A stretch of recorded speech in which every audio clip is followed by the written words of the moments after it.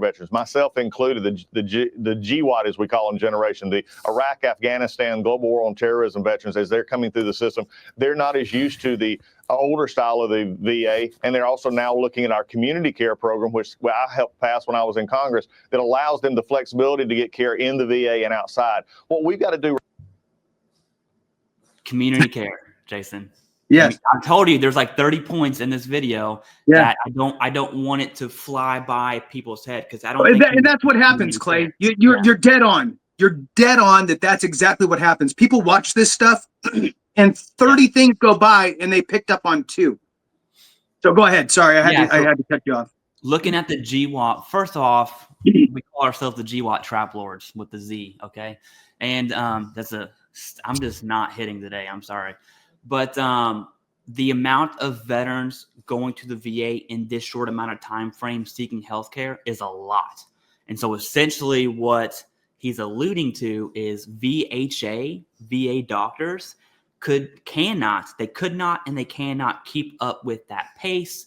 And so it was actually during, I want to say, the latter half of Obama's administration that started that. Trump administration, Trump round 1, revamped the Mission Act, okay? And then we saw the Biden administration. You can probably on that better than I can.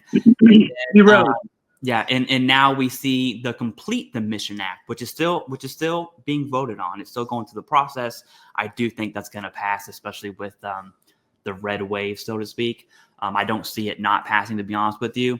And so that's what the secretary is speaking about, is healthcare, timely and quality healthcare to veterans. That's what community care is. Okay, can you, one, add whatever you want, and then if you can speak on the Biden administration's community care. And we saw some leaked emails from the Secretary of Health, and just a lot of weird things came out of that when it came to community care. Right. So community care is an important part of our medical benefits, period. There is no way that from a national perspective that we could just have VA brick and mortar buildings and make every single veteran drive there, and not, it's a drain on the veteran to drive to, for some, to make it to these brick and mortar sites. And 2, it's a drain on the VA's infrastructure. They don't have the capacity. And there's staffing issues, and there's all kinds of issues when you're talking about an organization of this size, and there's a bunch of unforeseeable things. And an unforeseeable thing could have a negative impact on a veteran seeking care, and you can't have that. I will tell you this, that the VA is not the place to go work if you want to make a ton of money as a doctor. Yeah. It's just not. So if you could go down the street and make $100,000 more than you make at the VA, I mean, why wouldn't you? So I get it. Some people want the federal arms around them in their career, but the reality is that not everybody does. So the community care aspect is very important, and it really impacts two different versions of the veteran seeking care, with the veteran being the focus. Community care is veteran focused, in my opinion. If a veteran cannot get an appointment within a set time frame, depending on if it's a critical care type of a situation or specialty care or what have you, if they can't get that appointment within a certain time frame, they can then go to seek it in the community. Or if the distance is too far, time, not miles, right? Because as you know, Clay, living close to DC, you could be 4 miles away from something, but it takes you an hour to get there. Yeah. So it's time. It's how long it takes you to get to the location. These things are veteran focused. And anytime something is veteran focused, it's a good thing, in my opinion, right?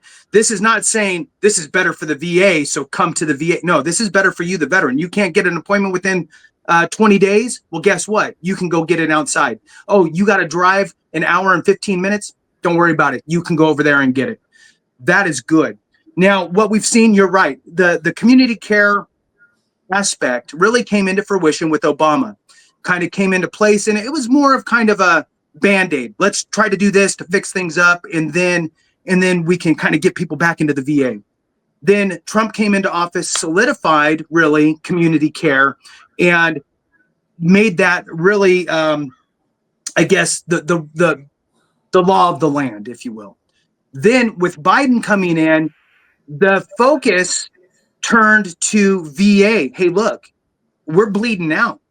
We need customers at the VA, not down the street.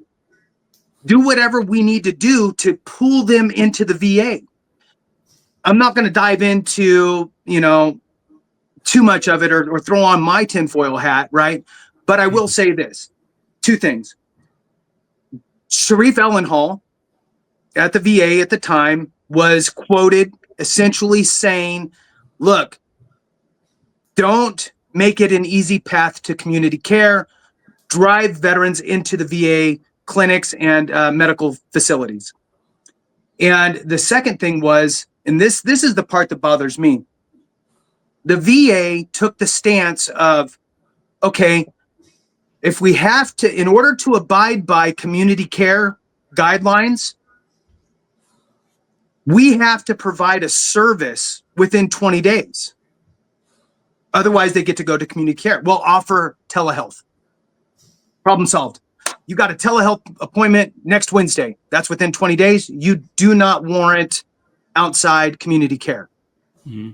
Well, that's not veteran focused, right? If a veteran wants to go see a doctor and have a face-to-face and be able to say, look, I don't know what this weird thing is growing on me, but instead of trying to show somebody in a camera look, you got to do what's right for the veteran. And I get it.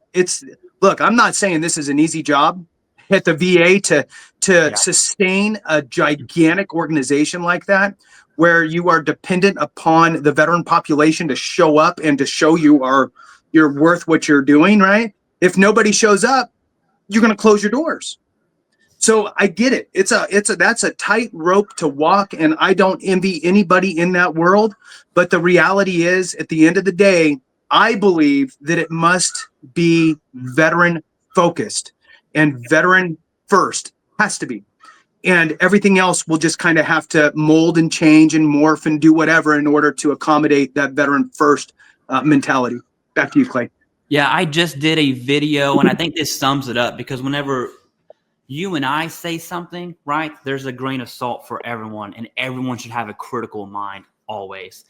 And so I just posted a video, I think it was yesterday, of the VA OIG did a report, and I didn't give my comments. I also had my daughter in my lap because we got a lot of stuff happening here at the house, so I just couldn't talk on the mic. But the title of the OIG report was VA First, Veteran Second, Biden-Harris Legacy. Now, if you're the viewer, you can go ahead and just swallow that pill however it is you want. Definitely go check out that OIG report and make up your conclusions after that. So food for thought. We're not just speaking in a vacuum.